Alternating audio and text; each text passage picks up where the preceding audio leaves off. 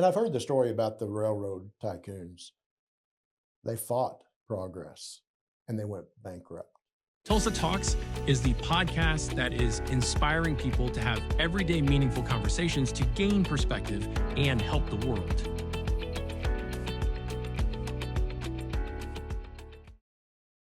Welcome to Tulsa Talks, where we inspire people to have meaningful everyday conversations, get to know each other, and get to know ourselves better. We have Leo Graves from Graves Satellite today. He's going to talk about how he has been in the digital world of satellites for a long time, since the great big ones that a lot of people that are viewing probably Since never God seen. was a little boy. And anyway, he had to adapt and overcome to stay relevant to today. Leo, welcome to the podcast. Thank you so much, Craig. So bring us back to the early days of Leo Graves and how you got started in the satellite industry. Well, the very early days, I was born in Kansas. Okay. And my mom and dad had a farm that was established in the 1800s, it's handed down. Oh, wow. Yeah. Multi-generational Yeah. farm. And so I was the youngest of 8. They found a good one. They stopped there. No more. It takes practice sometimes to Yep, get it does. close to perfection. But, back in that day, you talk to farmers, and a lot of times they had a lot of kids to help run the dang farm. Oh, know? yeah. And so, anyway, that's what we did. And when I graduated high school, I decided that I was going to play football. And so, three of my older sisters had went to St. Mary of the Plains Catholic school. We're Catholic. Okay. In Dodge City, Kansas. And so I started looking at playing football, and I got a scholarship from there. But before I started, I really realized I wanted to be in the electronics or I just really enjoyed that. And my parents were the type of people that said, Leo, you got to follow your heart. And that's the kind of people we are right here. Exactly. Too. Yeah. And that's follow your heart, you can't go wrong. Yeah. And so that's what I did. I went ahead and went to electronics school in Wichita, and then graduated and went to work for a classmate from high school. He had already started a satellite business selling the great big 10-foot, 12-foot satellite dishes. Crank them around to get it adjusted to the different satellites. Yep, find the right one. And then that evolved into putting a motor on it. Oh, that was a game changer. Being able to, inside the house, push the button and move the satellite, And about a year later, he came to me and said, we're going to shut down the business. I've sold everybody a satellite that wants a satellite. And I said, okay. And so I waited a couple of days, thought about it, prayed about it. What am I going to do, And I decided I'm going to keep going this route. I enjoy it. And I was also able to work on TV. So the old Zenith with the modules and stuff like that. Yeah. So I thought, well, I'll do that and this, And so I went and told him, and he goes, Leo, did you not hear me? I sold everybody a satellite that wants a satellite. Well, 30 years later, I've sold probably another 10,000, 20,000 satellites. I've never done the actual math on it, but yeah. Cool. So what are satellites that you typically install now? What's the brands? So we've evolved from, the big satellites, then in the early 2000s or late 90s, Dish Network, DirecTV, smaller satellite dishes. We love that. Then the local channels became available. We started selling more because of that.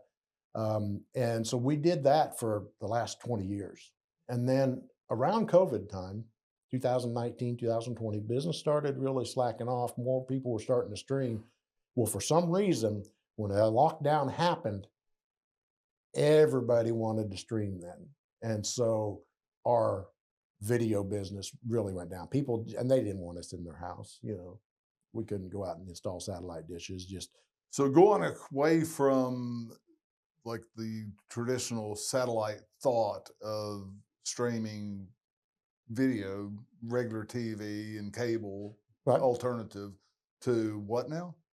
So yeah, we did the regular dish, DirecTV, things like that. Right. Now we're doing a lot more streaming. So people have cable from Cox Cable or AT&T Fiber or whatever, but some people want to be able to get internet when they travel in their RVs. A lot more people are buying RVs and they get out and travel more.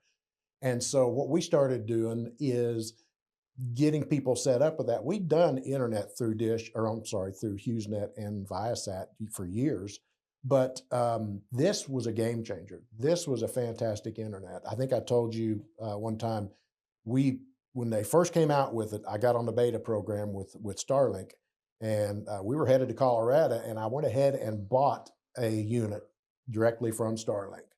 Took it out to the barn, hooked it up. Within 10 minutes, the internet was working. So then we took it out to Colorado and it worked great. And it was so much easier than our other internet. And so I told my family members, we had about 20 people out there. I said, look, let's use this thing as much as you can. You want kids want to stream, YouTube, whatever you guys want to do it. Take your phones. We had no cell phone service. Take your phone, put it on voice calling, make phone calls to your loved ones or whatever. And so, yeah, that worked out really well. So that stepped us into more of hitting the residential market of people needing internet out in the rural areas.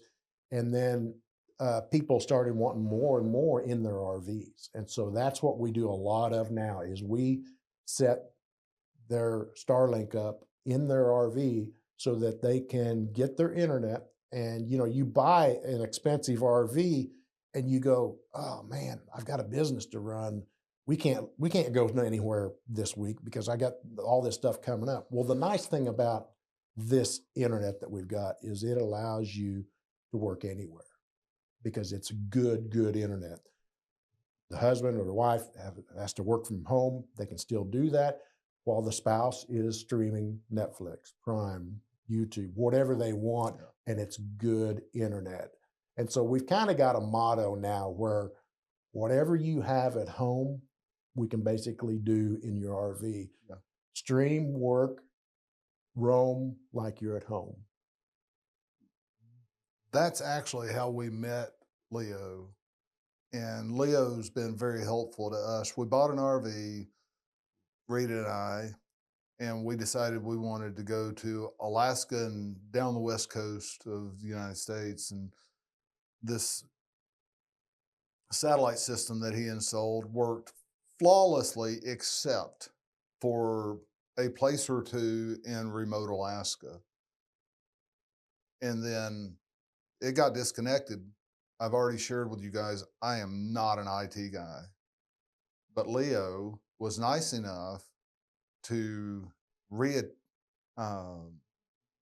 sync the satellite on a Saturday morning so that I could watch the first OU football game of the 2024 season. I called him up. He said, and he had already offered to do this. He said, you have a problem? We'll take care of it. What he calls his white glove service, going beyond what most people would think would be reasonable service to help people live life better. I call him up. He says, Craig, do this, do that. Okay, Leo, I can't do it. He said, okay, I'll do it for you. Leo took care of me. And then another time during the trip, something happened with the power source getting to the satellite. Inverter, yeah. And I called Leo up, and probably 8 o'clock at night, knowing me, because we travel quite intensively, when we stop, we expect something to work. Well, not his fault either time, but he was there for me. And he said, Craig, let's do some troubleshooting. He walked me through the process. He said, oh, here you go. This is what you need to do. He gave me exact instructions. We were back up and running quite quickly. Leo's a man of integrity. And he says that he'll travel to do this. What does that mean, travel to do this? Give me an example of how you've done that to help people, not just in the Tulsa area. Right. So we had a guy from Houston call us up and said, I've heard what you did. It was basically the same thing I did for you guys. but for another guy, and he was in Coweta, but went to Colorado, told this gentleman from Houston about me. He called me up and he goes, I want the same thing. Because I put a protective case, a custom protective case on it to protect it from hail and limbs. Yeah. And he goes, that's what I want. And But it I looks good. yeah. And he said, I don't want my local RV dealer to do it. For one thing, they charge a lot more. And the other thing is, all they're going to do is put it on, and then I've got to activate it. I've got to figure out how to make it all work. So he brought it up to me, and I told him, I said, I've been thinking about if you want, if you tell your friends or whatever, I'll come to wherever you're at. So I had a guy call me up from Dallas, and I said, so you can drive up here, use all your diesel fuel and everything, and I your can time. install it. Yeah, and your time. Or if you want, for an extra $100 or a couple $100, I'll come down there and do it and get you installed so you don't have to mess with coming up here. And so that's what we do. Within 3 or 4 hours from Tulsa, we'll be more than happy to do it. We do a lot in the Oklahoma City area. So yeah, that's what I mean by customer service. And getting back to one more story about, I used to do a lot of radio advertising. I was telling you about that before, and we do these live commercials and stuff. And it would just, they'd have a customer walk into the showroom while they're doing their live remote, and they would see me interact with people. And I'm a little bit of a jokester, and sometimes I'll have to tell people that was my sarcastic voice, by the way. But anyway, these radio guys saw that, and this one guy, Lynn Wagner out of Oklahoma City, been on the radio for years and years and years. He goes, that's legendary customer service. And so he got to where he was saying that all the time. And then I started, in a way, patting myself on the back. And I would say that if you want my legendary customer service, you've got to order your satellite through me, Graves Satellite, our company. You get it through somebody else, you got to deal with them, Right. And, however, I've helped people that, Yeah.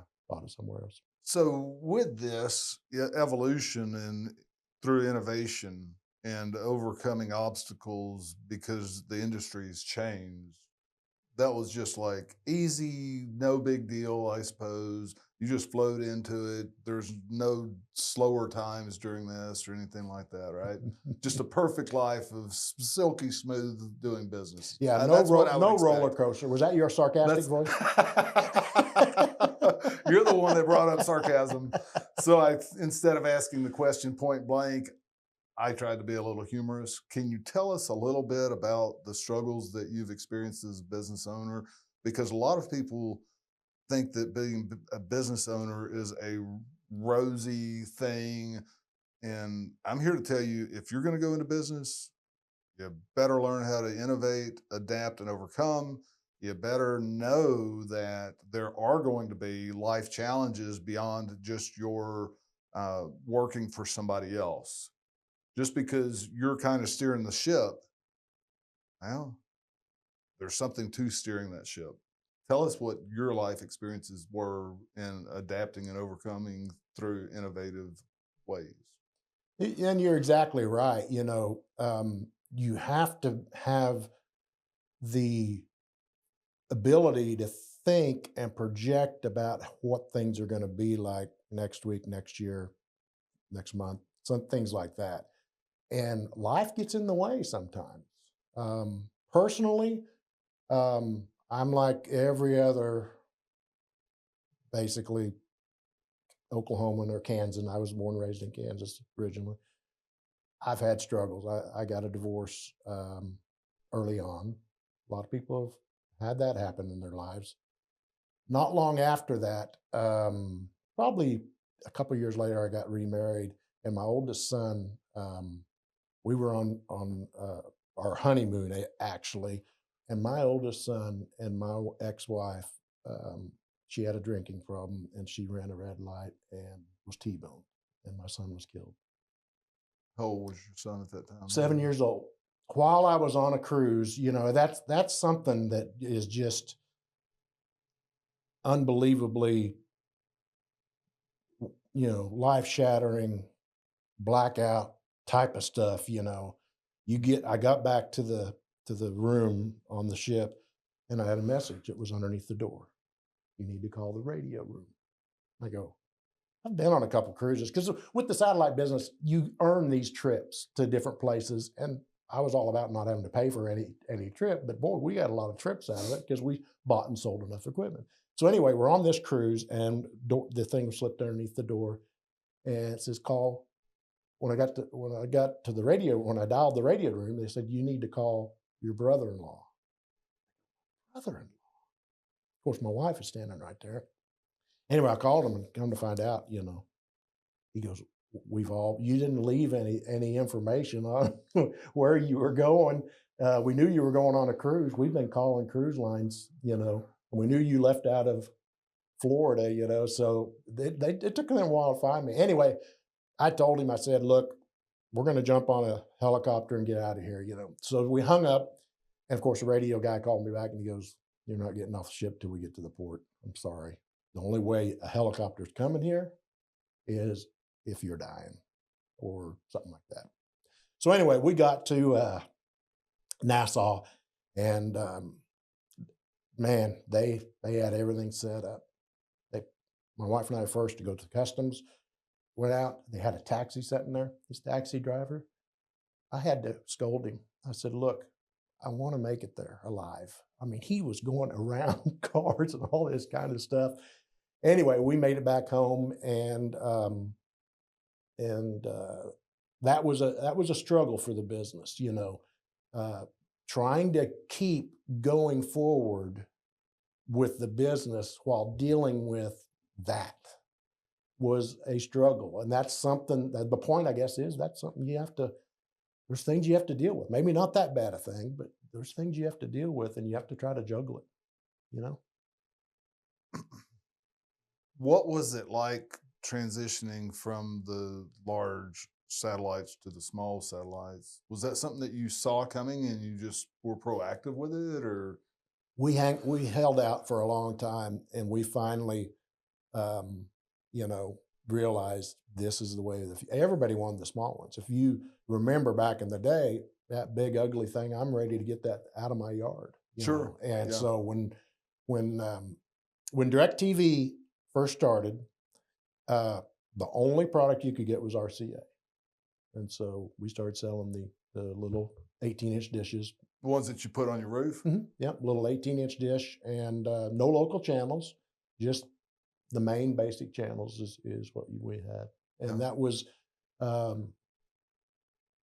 really, that's what started our business going really good, because we transitioning from a large satellite, Mm-hmm. or maybe even the landline cable. Yeah, exactly. To that. And the radio, the choice I made to do radio advertising way back in the day was smart, because I started advertising on KVOO 2 times a week, Tuesdays and Thursdays, doing a live spot with the local DJ. He would call me up, and we're on the phone with Leo with Graves Satellite, and I started doing that, and we started getting people coming in, and it was working. It was paying for the advertising, making us some money. Well, then we started going 5 days a week. Then we started doing morning and afternoon, and just started building it. Then wow, we went to, okay, well, that worked good for us. Let's find another radio station. So we've done almost all the radio stations in Tulsa. Well, then I started getting people from Oklahoma City, and so I decided to open a store in Oklahoma City, and that worked really well. And that really helped balance out the roller coaster ride. You talk about everything sweet and rosy all the time. It's not. You've got that roller coaster. What was cool about Oklahoma City was it was a whole different market. But I noticed when our business was down and my salespeople were sitting in the office going, man, there's nothing going on, Leo. Well, that's just the way this business is. But in Oklahoma City, it was up and helping pay the bills. So it was nice having 2 stores. Yeah. I have a relative that built houses for a living, and he had a lumberyard similar to M&M Lumber here. Had a lot of the people that were local builders, remodelers coming through his lumberyard building material outlets. And he said that when you're talking about evening out business, the way he evened out his business is people are going to be remodeling their house, or they're going to want to buy a new house. So he had those 2 different things that would even his business out. Selling supplies regularly, which Yep. helped him a lot. So being innovative, you know, a lot of the big guys, like the steel magnet back in the day in the early Oh yeah. 1900s, 1800s or something, they always found a way to not do something different, completely different, but to build different sources of revenue around the same thing and expand this idea or that idea. And it's kind of what you're talking about. And I've heard the story about the railroad tycoons. They fought progress and they went bankrupt.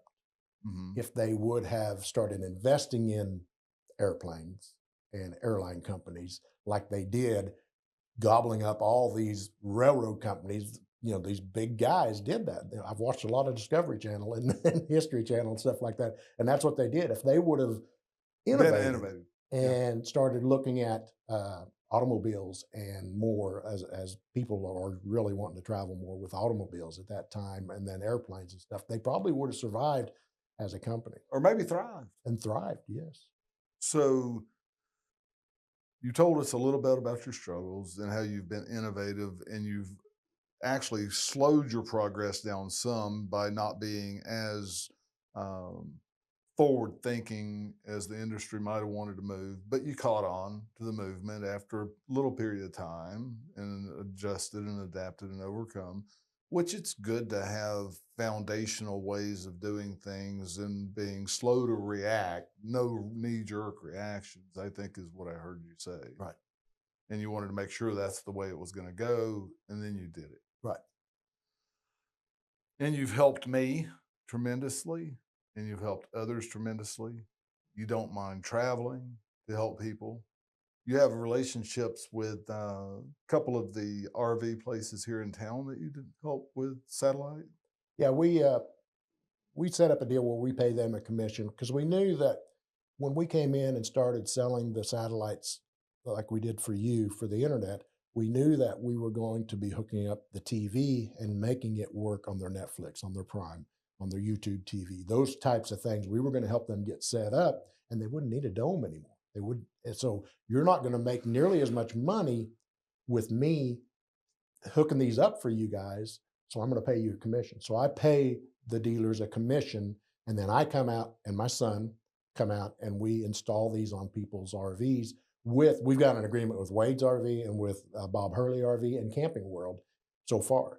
And the agreement we have is customer wants to bring them to our office, that's fine. We'll do it there. But they like it when we're there. For some reason, they want us to do the install at their location. And it makes sense for the customer too. So the customer's, getting ready to go pick up their RV. Oh, now I got to take it to Graves to get the internet put on. Yeah, that's Well, a hassle. Yeah, that's a hassle. So what we do is we go ahead and go to Bob Hurley and install. We did one there Thursday, getting ready to do another one in Oklahoma City because Wade's has a store in Oklahoma City. We're getting ready to do one there next week in Oklahoma City. So we do quite a bit for Wade's and Bob Hurley's, and then we just got set up with Camping World. They're a little bit more of a trailer selling company instead of the big RVs, and not as much interest in that type of a customer to do that. And one other thing I wanted to tell you, when I remarried and my wife went through everything that I went through, a lot of marriages won't survive that. Being just married and stuff like that, she's been a rock. Her name's Dana. She's been a rock for me. She's been so supportive when it comes to bringing tears to my eyes, man. So supportive. I talk about the business, I talk about me, but it really is family. My son's helping me. She's been fantastic and helped out in any way she can. There's a lot of the books, typical spouse type of thing. Yeah, yeah. Your son's been helpful to us too. He's really good. Remind me of his name? Dakota. Dakota. Dakota with a D. Dakoda. You're going to get me on another story. Hope you don't mind. Please. So when my oldest daughter, Katie, was born, for some reason, we wanted to spell the name differently. I guess parents are that way. And so we spelled it Kadie. And so all of her life, in grade school and high school, there's so many Katie's in a class. The teachers got to wear is Katie with a D, Katie with a T. So my daughter was Katie with a D. And so People like you are the reason why I have to ask everybody, how do you spell David? yeah, you never know. Well, and Dakota with the D. So many Yeah, people yeah. want to put the T in there. Sure. And then I tell that story, and my oldest son, Chad, says, and you did me too, Chad with the D. And so I said, yes, you're right. And then I've got a stepson. His name's Cameron. He's a great kid too. So I've got a good family support system, and that's what you really need. It really helps to get things Yeah. done. Yeah. And, not everybody has, quote, a good family. And, Some people come from broken homes. And I've found that those people that come from broken homes can overcome that brokenness with community. Might it be somebody that's been an alcoholic because they come from a broken home? They can find family in AA. Might it be a person that's not been perfect in life and has come from a broken family? They can find a good church family. Community is important. very important. And just because you've not been dealt the hand that you want doesn't mean that God can't give you the hand that you need. And yeah, I'm here to Faith really heals a lot of things, doesn't it? It does. It does. Faith in something bigger than you, and faith in others through discernment of navigating properly, because there are people out there that present themselves a way that's different than they actually are. And we've got to be careful about who we incorporate into our family if we don't have a good family structure. Yep. So we have a document here that I'd like you to share with us, if you don't mind. Tell us what this says. So it's a brochure that kind of shows our services. So last week, I was at Wade's RV in Oklahoma City, and I'd been to different trade shows and things like that, showing our products and stuff. And I was talking to the manager over there, and I said, I'd like to get in front of more people that travel, that need internet while they're out and about. And of course, he was a cowboy, always wore his cowboy hat, belt buckle, cowboy boots. And he goes, roping is what I do. And he had a shirt on that had, I can't think who the name was, but it was some rodeo, and they do a benefit for, and he's in charge of that. And he goes, you ought to try going to some of these shows where they do a lot of roping. So that's what I did last week. It started last Tuesday, went through yesterday. Yeah, those people travel. And they travel, and they've got big horse trailers. Yep. And they need internet and stuff. Sure. So we built this basically, this brochure. We had a version of this for other people. We built this just for them, to give them, internet.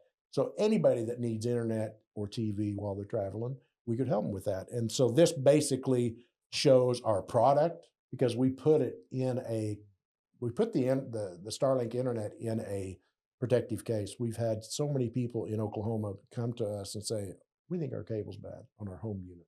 They bring it in, and cable's fine.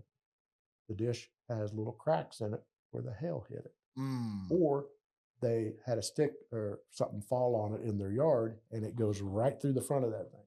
So I built this unit for a guy in Alabama.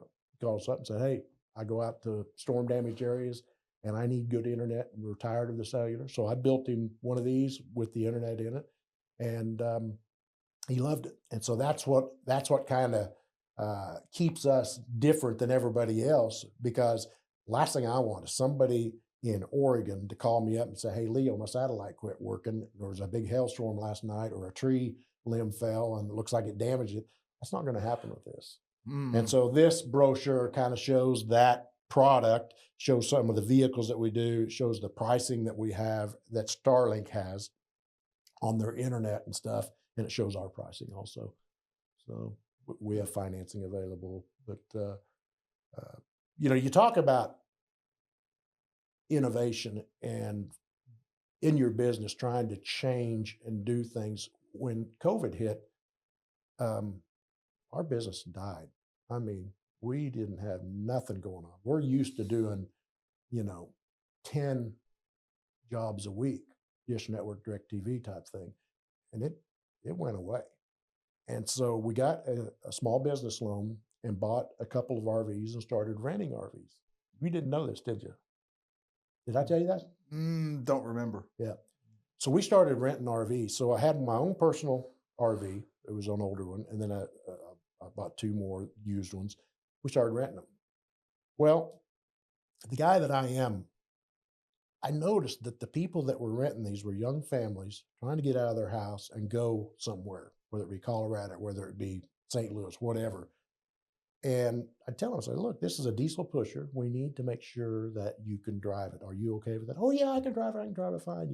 Well, they would get out and almost run into one of my trees, and then I went ahead and I said, look, I'm going to drive this into town and then you can go from there. And I told my wife after that, I said, one of these days, I'm afraid Highway Patrol is going to call me up and say, Mr. Graves, your RV was involved in an accident, there's a fatality. You need to deal with, getting. I just didn't want that phone Yeah, call. no, yeah. That's not a good place to be if you Until we don't sold it, trust. yeah. Yeah, if you don't trust people driving a larger vehicle like that, then they have no experience. You probably don't need to expose yourself to helping them hurt themselves. Yep. So we kind of sold those, and I got to where I kind of bought and sold a little bit, but also we started the dumpster roll-off company. So we've got same-day dumpsters where we've got 5 dumpsters we can take to people's houses, and they can fill it up and come get it and dump it. We've also got a brush hog mowing service, a big tractor with a 12-foot brush hog. So being innovative is important to fill in the gaps. Yeah, multi-stream revenue business systems, what you're saying. Yep. And that's what I was saying earlier about that relative of mine, Southeast Texas. And yeah.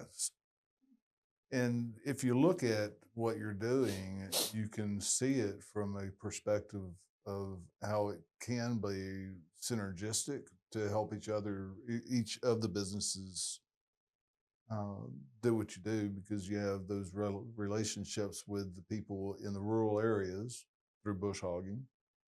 They probably know some people that do the rodeo thing. Yep. Those people need satellites. People They that need do, internet and TV. right? Yeah, and people that do construction projects know people that know people, and a lot of times the people that have construction projects, I suppose, might have a boat. Not necessarily, but I asked you about that. Have you found a market in the boating industry for the? I went to a couple, boat and RV shows just as a person, walking around looking at different things and stuff. And I'd go up and talk to people, to the dealers, and they feel like there's not a market for that. I do. And now I used to go with jet skis we like going to Eufaula Lake. And out in the middle of that lake, there was no cell phone coverage. And I've talked to people about that. They say it's kind of the same way. It doesn't make sense that you're on a flat lake. Looks to me like you would see that tower and but it was really tough to run a business, and that's the way I was. When I'm on a little vacation or I'm at the lake, I'm still talking to people. If my phone rings, I shut the boat down and visit with them and stuff like that. It's not used nearly as much year round as an RV would be. Well, Leo, we appreciate you coming, sharing the way that you've innovated through the different stages of satellite use and how you're helping people with a white glove service like you did me. You're willing to travel, thinking outside the box. Thank you for doing what you do for us. Well, thank you very much. And thank you for being a great customer. A lot of my customers are like you, friendly, outgoing, understanding, So thank you for being that, and thank you for letting me come in here today. I enjoyed it. If you ever want to visit some more, maybe not so much about business and just personal stuff, feel free. Sounds good.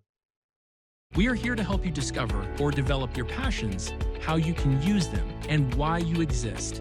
How can we help you help others better?